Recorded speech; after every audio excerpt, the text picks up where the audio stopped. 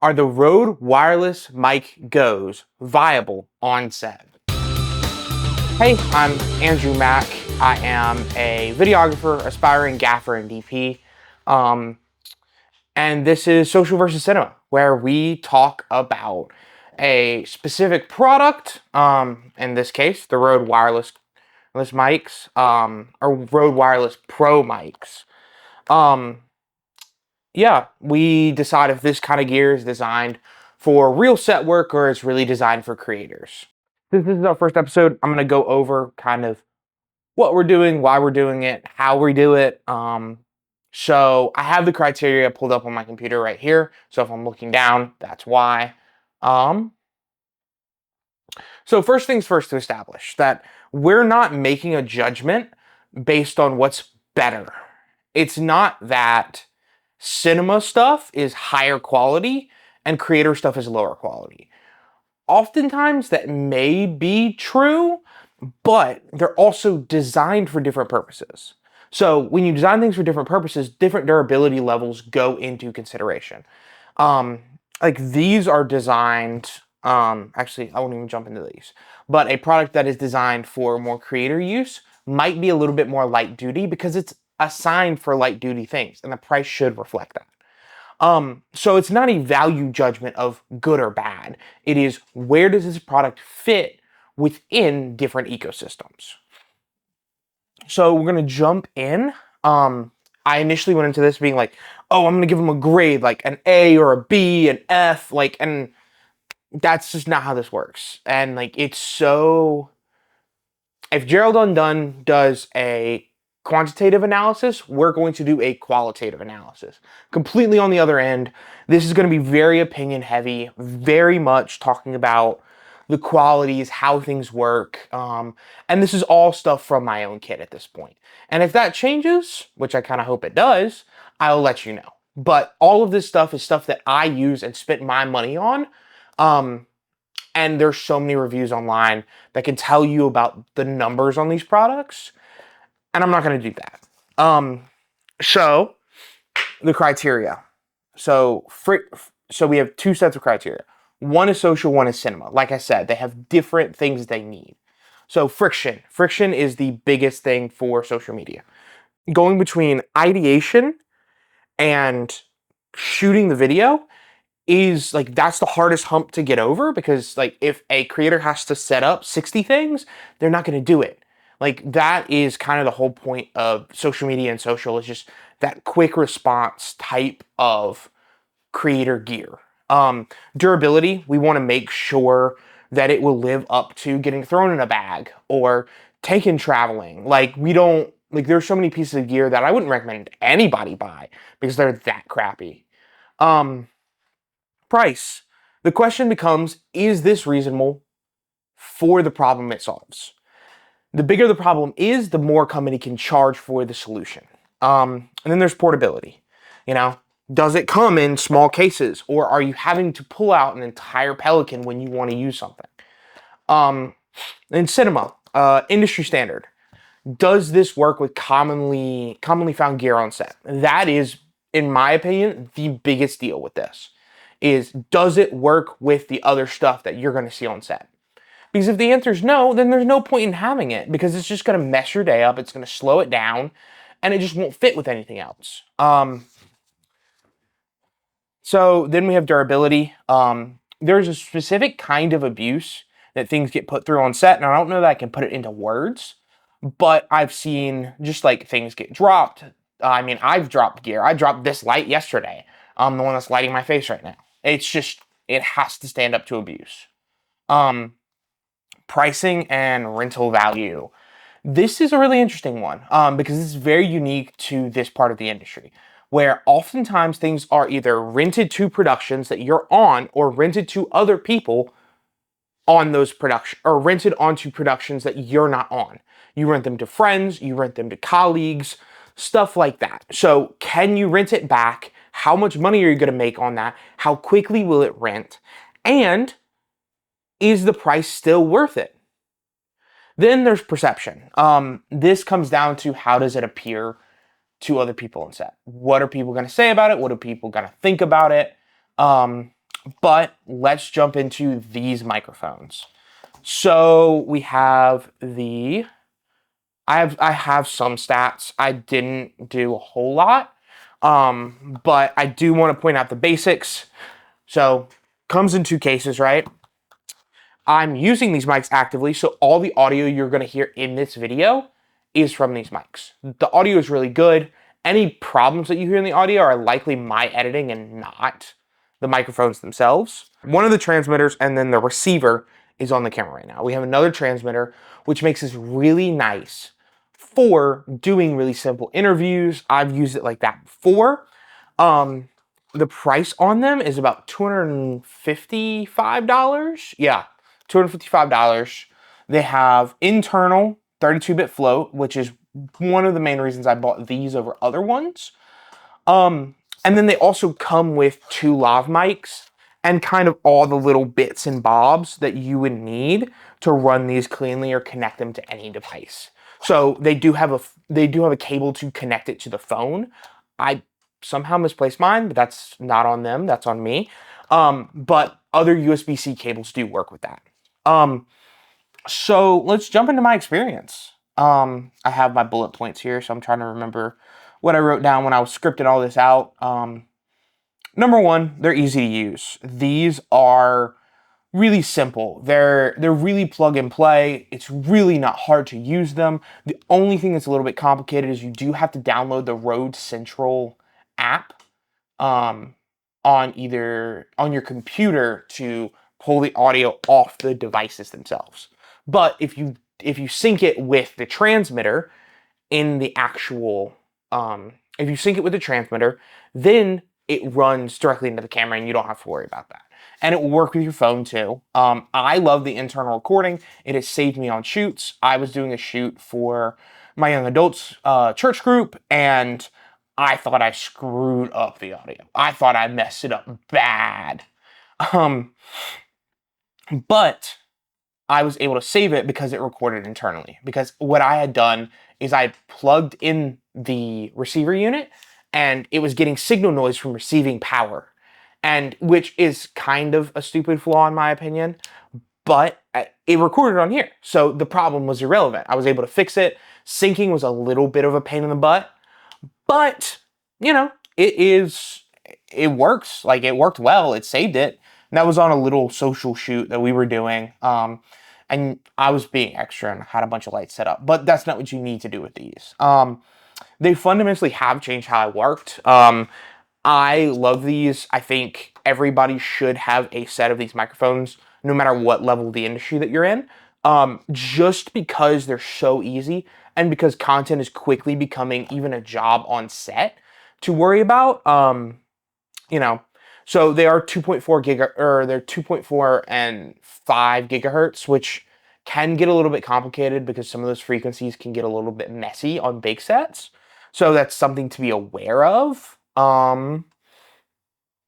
The other nice thing, I've seen people do this before, but for a low budget shotgun setup, you can run the other one of these and run your shotgun microphone into this if it's a 3.5 millimeter microphone and boom it out. So you have internal recording and transmission to the camera in that situation. Let me think. I'm just looking at my list. Big files.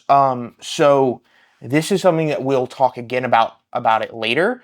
But these, as soon as you pull them out of the case, they are recording. Which for social stuff, I think is really good. It's less buttons to press, less complicated. So I like that. But that does mean that you get some really big file sizes, especially for audio, which fortunately audio files in and of themselves are not huge, but it's a lot to sort through once you get into your editor and all of that. Yeah, I've used these for voiceovers as well, in kind of quiet environments. This, I actually have two fans on in the room, which is probably not a great choice, but overall, I feel pretty solid about how I know the audio will come out. Plus, I edit in DaVinci and the AI editing tools that they have launched for audio, for like audio cleanup of just like stuff that I could have never done without having that kind of assistance. It's huge. So let's kind of move into my analysis of the product. You heard a little bit about my experience. You heard a little bit about the stats. And this is where we set ourselves apart with our unique kind of analysis style. So friction. Friction is a big deal with social. I talked about it earlier, but these will reduce friction and still get you good audio. I mean, having if you're watching this as like a creator or you do mostly social media content, you'll understand like if you pull out a phone and you are just trying to record on it and it sounds awful because there's nothing to do about it. Like phones really just don't have that great capability. They don't have good microphones. It is one of the first pieces of kit that I would actually recommend somebody buying for their social media. It's going to upgrade and it's not going to cause a lot of friction. Like this case is really nice to have because it gives you a lot of really fun things, like lav mics, like windscreens, all of that. But you can run and gun with this case. The only things I would suggest are there are some small phone clips that will add a hot shoot mount that you can attach the receiver to. Theoretically, you could just do USB-C to USB-C, plug it into your phone, and hold it on the back, but it's so much nicer. Spend an extra less than $20, get something that clamps around your phone that has a hot shoot mount and maybe even a quarter 20 in it, and your life is going to be so much easier. So friction, good audio and limited friction added, which is huge. Durability. These cases, they're nice, they hold up. I don't think the microphones are not waterproof, so I would be careful about that, just depending on who you are, where you're recording, and why you're recording. But these units, they have like glass on the front, but it's like a tempered glass and it's fully supported behind. So it should be relatively, excuse my dog barking in the background. So it should be relatively hard to break. All of the ports are super sturdy, well designed. The microphones don't blow out. These are really good units. And addition to that, Rode is really good about replacements. I got a small issue with one of my cords and it started shorting. And they just sent me a new one. They didn't ask too many questions. I sent them a message, picture of the cord, and I was able to get a new one. So I like Rode for that reason. Their reputation is really good. The customer service is really good. Price. These are a better deal than they ever have been. At $255, I paid $350 for them, and I thought they were worth it then. At $255, they are some of the most worth it upgrades you can make. It's cheaper than buying a camera. It's cheaper than buying lights. You can buy lights for cheaper than that, but the problem is to get into the ecosystem and starting to get into lighting and like doing that for your videos, it gets complicated. But these for $255 will give you something that you will use for the next 5 to 10 years, most likely, and it's going to be so worth it. If you're planning on making content creation part of your income, I think these are worth it. I said it before, these are one of the first kit upgrades I would add to a content creator's kit. Now let's jump into cinema.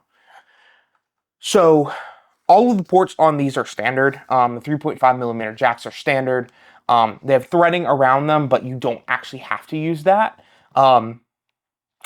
Yeah, I mean, so they don't have time code, but at this price point, you really wouldn't expect time code. They are super high quality. They are really designed for kind of a one-man production, though. They're not going to work with like an audio recordist's like mixer and all of that kind of stuff. That is a lot of complication added. Durability. They're no less durable than any other sound equipment. They really are just super high quality. I have zero concerns about these being on set, especially if you keep them in the cases and you protect them the way you should. Pricing and rental value. These are not something that I would ever plan on renting. They are really great for personal use or if you're on set with them. But it's not that they're not durable. It's not that they won't stand up to rental, but no one's looking to rent these. By the time you rent these 2 or 3 times, you can buy them. So, yeah,